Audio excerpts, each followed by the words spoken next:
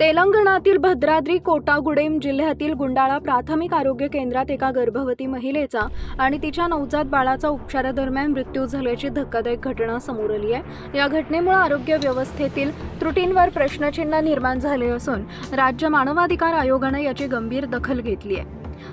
शंभू निगेडूम येथील 20 वर्ष वंजा यांना 13 जून रोजी प्रसूती वेदना सुरू झाल्यानंतर गुंडाळा PHC मध्ये दाखल करण्यात आले। दुर्दैवाने यावेळी आरोग्य केंद्राचे अधिकारी डॉक्टर सुदीप हे ड्युटीवर उपस्थित नव्हते। त्यांच्या अनुपस्थिती असल्याने तिथे उपस्थित असलेल्या ANM ज्ञानेश्वरी यांनी प्रसूती केली। प्रसूतीनंतर बाळाची हालचाल नसल्याने कर्मचाऱ्यांनी त्यांना इल्लेंदू रुग्णालयात हलवण्याचा सल्ला दिला, मात्र रुग्णवाहिका तब्बल 2 तास उशिरा पोहोचल्याने बाळाचा मृत्यू झाला।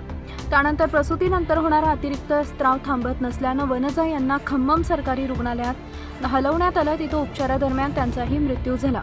मृत वनजा यांचे पती संजीव राव यांनी आरोग्य कर्मचाऱ्यांच्या निष्काळजीपणामुळे हा बळी गेल्याचा आरोप केला। बाळाचा मृत्यू तिथेच झाला असतानाही कर्मचाऱ्यांनी आम्हाला अंधारात ठेवून इल्लेंदूला पाठवलं असा दावा त्यांनी केला। याहून धक्कादायक म्हणजे वनजा यांचा अंत्यसंस्कार नंतर चितेच्या राखेत शस्त्रक्रियेची कात्री सापडल्याचा आरोप कुटुंबियांनी केलाय। त्यामुळे संपूर्ण परिसरात खळबळ उडाली आहे। या प्रकरणावर प्रतिक्रिया देताना डॉक्टर सुदीप यांनी स्पष्ट केलं की लसीकरण जनजागृती कार्यक्रमामुळे त्या दिवशी केंद्रावर ते नव्हते। तसेच ही सामान्य प्रसूती असल्याने त्यात कात्रीचा वापर करण्याचा प्रश्नच उद्भवत नाही आणि ती कात्री शरीरातून आलेली नाहीये असं जिल्हा वैद्यकीय अधिकाऱ्यांचं म्हणणं आहे। तथापि कर्तव्यात कसूर केल्याप्रकरणी डॉक्टर सुदीप यांना निलंबित करण्यात आले असून ANM ज्ञानेश्वरी यांच्यावरही विभागीय कारवाईचे आदेश देण्यात आले। या प्रकरणाची सखोल चौकशी करण्यासाठी आरोग्य विभागानं उच्चस्तरीय समिती स्थापन केली आहे। तेलंगणा मानवाधिकार आयोगानेही या प्रकरणाची दखल घेत सविस्तर अहवाल सादर करण्याचे आदेश जिल्हा प्रशासनाला दिले।